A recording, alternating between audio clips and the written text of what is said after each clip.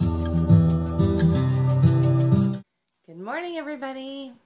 I am Melisa Nielsen with Waldorf Essentials. Talk a bit about quiet time. So, quiet time becomes this, heaven sent time for moms if you can cultivate it.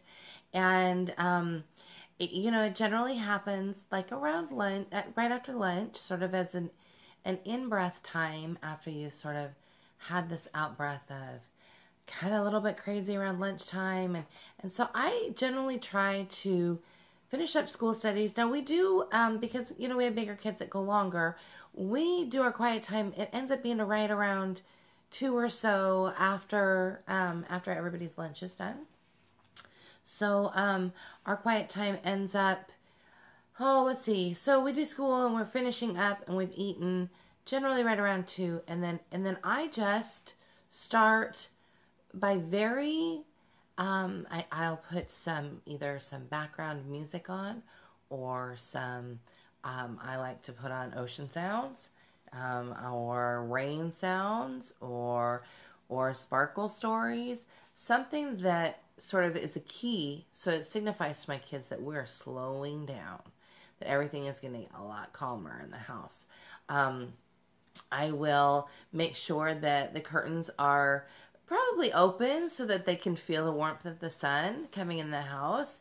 If it's a dreary day, I might close things up a little bit more to make them a little bit darker. So I really try to work on sort of what's going on in the home before I go, okay, now go lay on your bed. So I sort of really work on this, creating an atmosphere about it. So I might change what's in the diffuser from what we've had in the morning for school to something a little more calming. And I don't expect naps to happen. So my youngest is 5, so she won't nap. She's not napped for a couple of years. So if you've got really little ones that you really need to nap, again, really work on sort of creating that atmosphere. It's not all that different than the atmosphere that you're creating around dinner time and then what happens after dinner as you're starting to move them towards bed. So it's a little like that atmosphere. So I really work on sort of calming everything down, quieting everything down.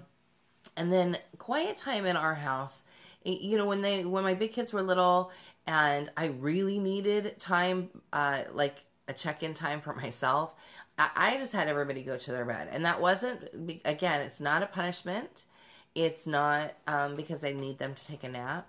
It's just quiet time. And we always have had 2 kids at least that shared. So my rule has always been you can take books with you. We just need some quiet for right now. So, and then when I had nursing infants, little ones, my quiet time they might be in the room having some quiet time and I might be laying on the bed nursing a baby.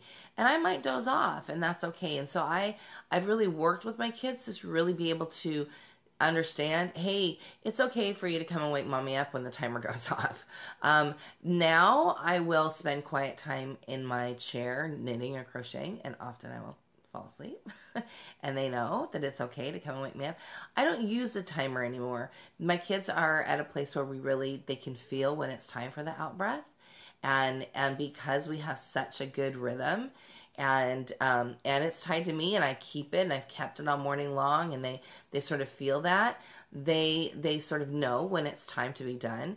So quiet time activities for us, again, we've got 5 and up here. The other day I was sort of, when we were sitting there all together, it was quiet time. Dad was working on something, we were working on something. And I thought, okay, this is, and it's a topic that comes up often. And I thought, well, this is my topic for Monday because everybody was quiet and we were probably quiet for probably almost 90 minutes. And so what did we do? So, in Waldorf, it's this big giant no-no to have coloring books. Well, I save things like that for quiet time, for time at church. So we have some adult coloring books that, which I really don't like the name of that, because it sort of makes it sound like we're coloring porn.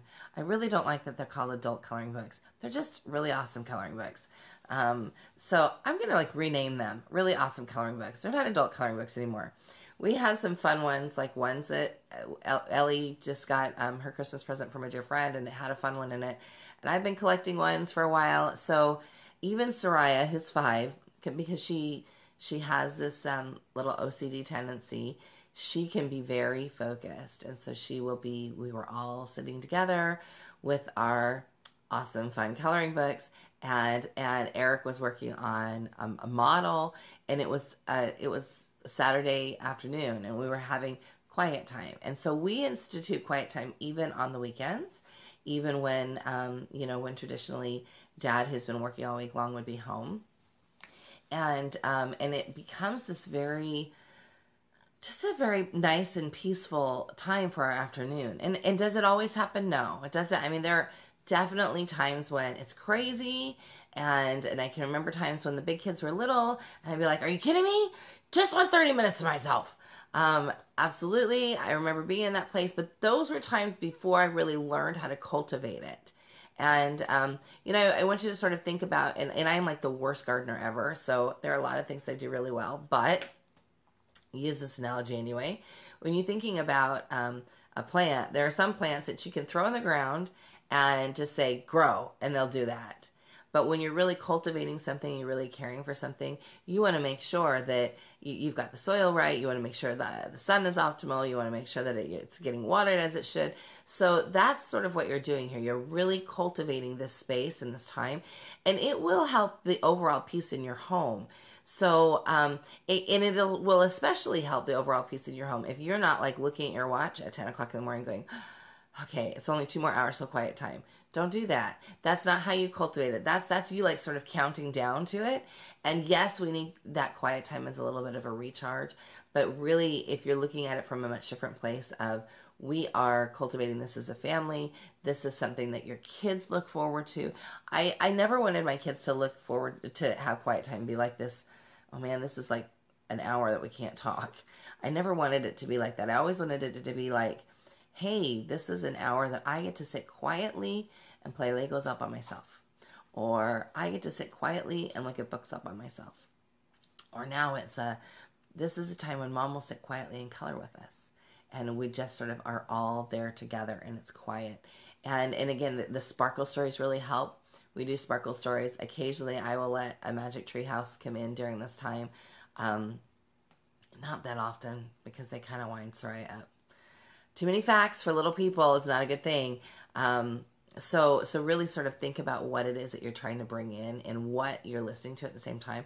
I will sometimes just do a lineup of the Sparkle Sleepy Time ones because it's quiet.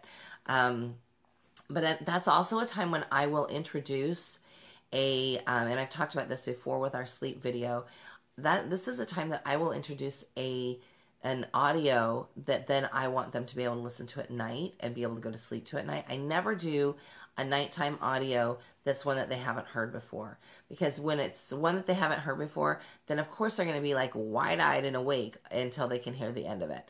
And that defeats the idea of having the audio at night. So I never do a new audio at night, ever. It always makes me in the fanny. So I've really learned to not do that. I do those new audios in the afternoon when we have our quiet time, because then they're engaged in quiet listening, and I'm not really expecting them to go to sleep. There's an opportunity for them to rest, but it's also just this opportunity for this quieter time in our home. And then when we come out of that, I always break that quiet time with sort of an out breath then. So we're going for a walk, or maybe we're up and preparing for dinner, something like that. So our quiet time tends to end around 3:30 here on those days that excuse me, because we don't start till like 2, we end up taking a little bit longer. Now, of course you can't do that when you have several younger children, but as they get older, they really start to love it. Like Eleanor loves that quiet time because she knows that that's time that she can sort of retreat into her space, and she'll end up painting. She'll end up, it's a media free time. So it's not like an invitation for my teenagers to go and, be on their phones the entire time. It's not an invitation for me to do that. Unless there's something, that I really need to tend to work wise. Generally the computer isn't on, and the phone's not in my hand generally for that time. So, really think about what it is that you want for your quiet time, because all of this, all of these Monday videos that we're working on and all of the things that we do with Waldorf Essentials, it's about helping you create a peaceful home.